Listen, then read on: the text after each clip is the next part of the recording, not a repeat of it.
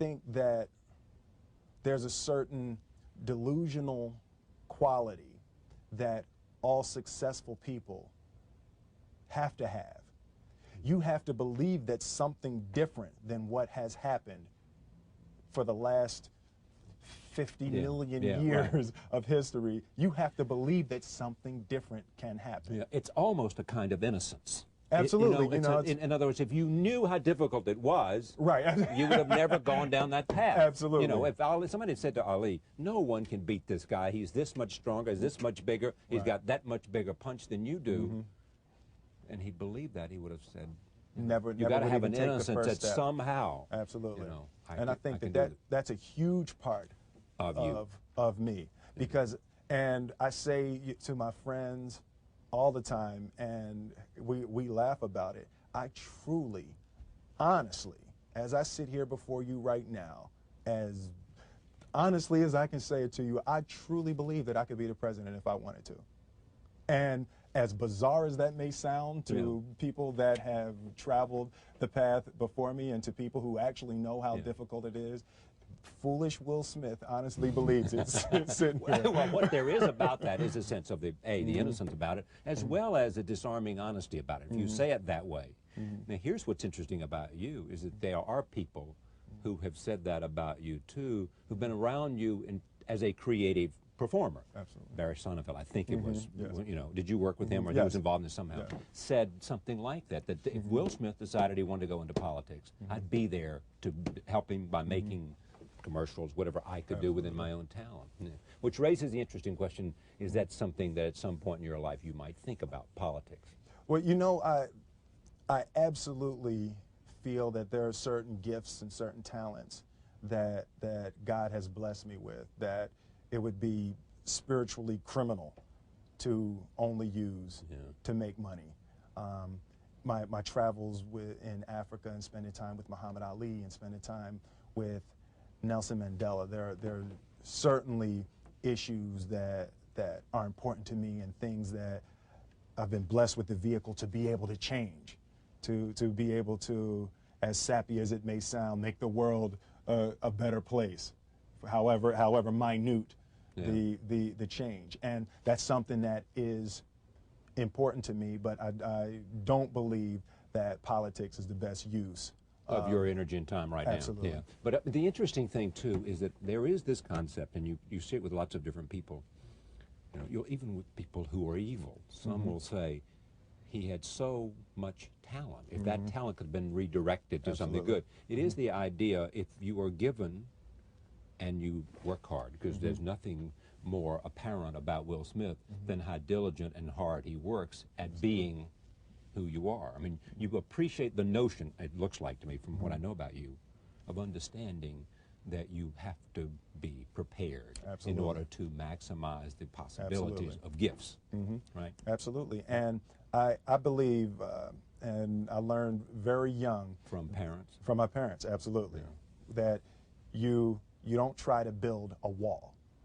You don't set out to build a wall. You don't say, I'm going to build the biggest, baddest, greatest wall that's ever been built. You don't start there. You say, I'm going to lay this brick as perfectly as a brick can be laid. There will not be one brick on the face of the earth that's going to be laid better than this brick that I'm going to lay in this next 10 minutes.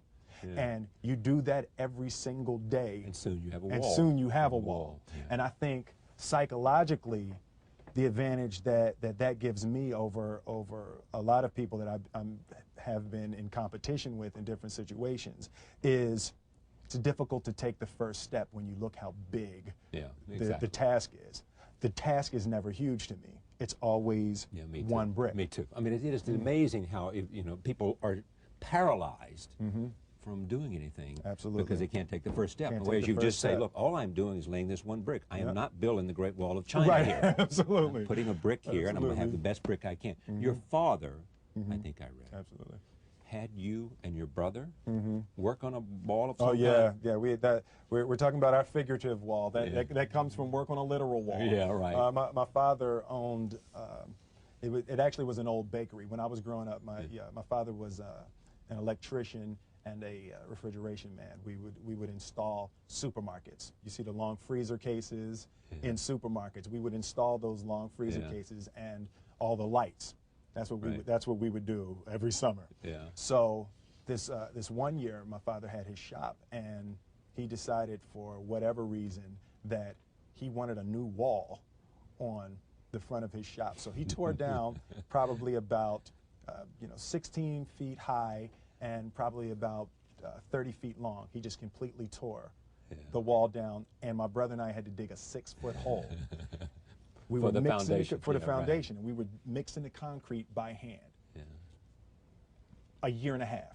We were building this wall for a year and a half. Every day after school, we were coming, mixing concrete, putting it in the hole, doing it, and it was just myself and my little brother. And I remember standing back, looking at that wall, saying, "There's going to be a hole here forever. There will never be anything but a hole here." That's right. And a year and a half I don't later, have that many days. I know. A year and a half later, we laid the final brick, and my father stood back with my brother and I know he planned this. He says he didn't, but I know he had been planning this and writing this for his for the past 2 years. But we stood back, we looked at the wall, and he looked at me and my brother and said, "Now don't y'all never tell me that you can't do something." And walked into the shop. That's great. I was like, now here's what's interesting. You said what? You said I said, "That man's crazy. Something wrong with him, Harold. We need to get out of here." Exactly. What is he doing to my head? Man, did he start drinking? Is he drinking? Well, what's great about that story and what's great about your dad is that you seem to have come from a happy family. Absolutely. Well, fairly. Reasonably. Reasonably. Yeah. He's a little crazy. This thing about walls. Yeah, he's a little, Yeah. you know, it was, but generally, there was no great, yeah. you didn't have the kind of conflict that Ali had. Oh, definitely not like Ali that kind of, and yet you have the amazing amount of drive. I mean, there's a sense of mission with you, sense of commitment, sense of prepared to do what it requires, right? Absolutely. I mean, so you didn't come from a struggling artist background to become well, you know what? an accomplished professional. I think both of my parents and my grandparents were achievers. You know, my mother worked for the school board of Philadelphia, so growing up we couldn't say y'all. You know, it's like we run out. My kids do not say y'all. Yeah, right. You know, we would run out of the house and scream to our friends, "Yo, what y'all about to do?" My mother's up. That's it. Back in this house. Back in this house. And we'd be sitting upstairs crying, and my grandmother would come in and say, "Baby, you know a y'all is a boat." Like, but there's you know, the difference. There's absolutely. Yeah. So, you know, there were very specific rules, and there was a constant desire to be better. Yeah. You know, we didn't grow up with the sense that where we were was where we were going to be. You know, we grew up with the sense that where we were almost didn't matter because we were becoming something greater. Yeah.